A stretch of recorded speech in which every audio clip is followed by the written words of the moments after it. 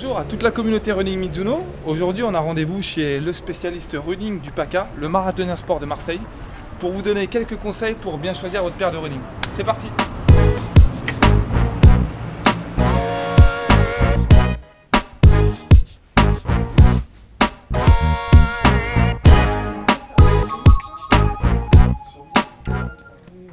Au magasin Marathonien Sport. Nous sommes une boutique qui est ouverte depuis 1979. Donc nous avons eu le plaisir de servir plus de 35 ans des milliers et des milliers de runners. Et de ce fait, aujourd'hui, nous avons, avec Antoine, pris la décision de montrer comment on pouvait servir une paire de chaussures à un coureur avec les conseils qu'il faut pour ne pas se tromper.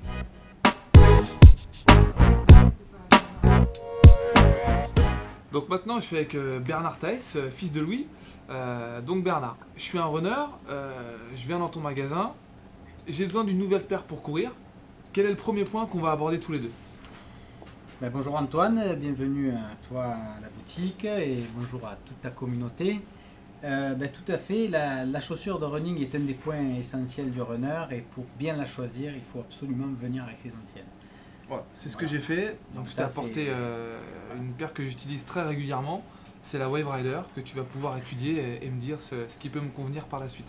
Alors, tout à fait. Pourquoi c'est essentiel? Déjà, ça va permettre aux vendeurs techniciens de déterminer quelle est ta foulée, si tu ne la connais pas, et déterminer si la chaussure correspond à ta pratique. 3 points essentiels dans la sélection d'une chaussure, c'est l'adaptation à ton profil coureur, c'est-à-dire ton niveau sportif, ton poids, et surtout tes appuis. On le verra tout à l'heure, si tu veux, on pourra, à la suite de l'analyse de la chaussure, on pourra également faire une analyse dynamique sur le tapis avec un logiciel qui s'appelle Dartfish, donc qui va nous permettre de vraiment, en dynamique, voir si la chaussure te correspond, et ça également va te permettre de voir si tu es bien dans la chose. Nous, on regarde bien sûr l'usure, la phase d'impact. Bien sûr, la phase d'impact n'est pas identique chez tout le monde, elle peut être arrière-pied pour un coureur qui déroule en posant l'arrière-pied. Pour un coureur un peu plus dynamique, un pistard ou un athlète, elle va être un peu plus médio-pied ou avant-pied. Là, on constate que tu as une usure assez homogène, pas de souci. On voit que tu n'as pas de zone particulièrement abîmée prématurément, plus l'avant que l'arrière. Et ensuite, ce qui est essentiel, c'est l'équilibre de la chaussure. L'équilibre, ça veut dire quoi? Ça veut dire que tout simplement, quand on pose une paire de chaussures, il faut absolument qu'elle reste dans son axe. Vous avez acheté une paire de chaussures, elle est droite, il faut qu'elle reste droite. C'est-à-dire que vous la posez à plat. Il ne faut pas que la chaussure se décale, ni à l'extérieur, ni à l'intérieur. Il faut qu'elle reste dans son axe de base. Alors voilà, deuxième étape, ce qui est très important également, après la sélection de la chaussure, c'est la pointure. On peut avoir une très bonne chaussure, si on a la mauvaise pointure, on a bien sûr des hématomes, des problèmes. Là, on peut constater avec cet outil de mesure que donc tu es sur un 12 USA. L'idéal, bien sûr, c'est d'avoir toujours la correspondance en centimètres.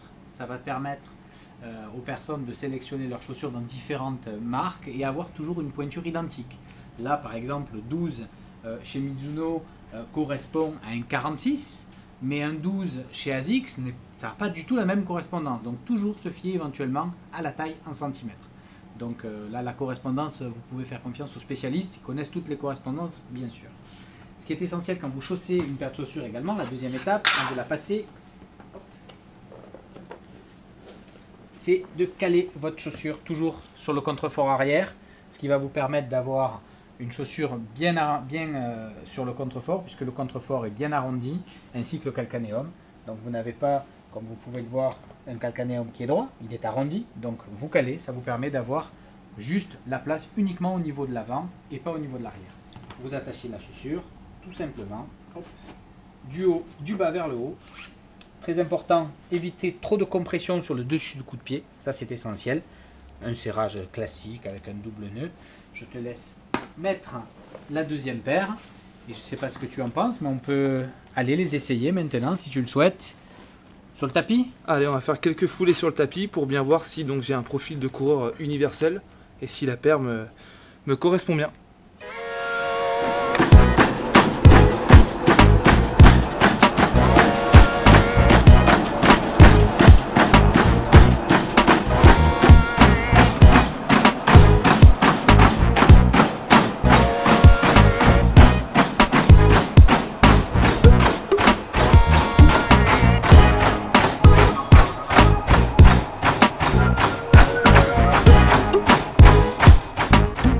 caméra, vous pouvez constater que sa foulée est quand même relativement universelle. Il n'y a pas du tout de problème d'appui. Une phase d'impact arrière-pied, mais très très courte, avec une transition sur l'avant très très rapide, étant donné que la vidéo a été prise entre 16 et 18 km/h. Donc on voit que la Rider est tout à fait adaptée à la foulée et qu'en tous les cas la chaussure réagit très très bien, aucune instabilité. Vraiment chaussure vraiment adaptée à l'appui. Voilà. Voilà, on va terminer sur une dernière méthode personnelle, donc qui n'engage que moi. Donc sur toutes les distances inférieures au semi-marathon, donc 5, 10, 15 km ou cross-country l'hiver, je ne porte pas de paire de chaussettes et je prends une demi-pointure en dessous de ma pointure habituelle pour vraiment optimiser au maximum dynamisme, légèreté, qui va être mon ressenti premier sur le sol et sur la surface sur laquelle je vais courir. Me reste à remercier le magasin Marathonin Sport de Marseille de nous avoir accueillis et de vous avoir délivré ces quelques conseils sur votre choix de votre running en espérant qu'ils vous seront tous utiles pour votre saison estivale. A bientôt!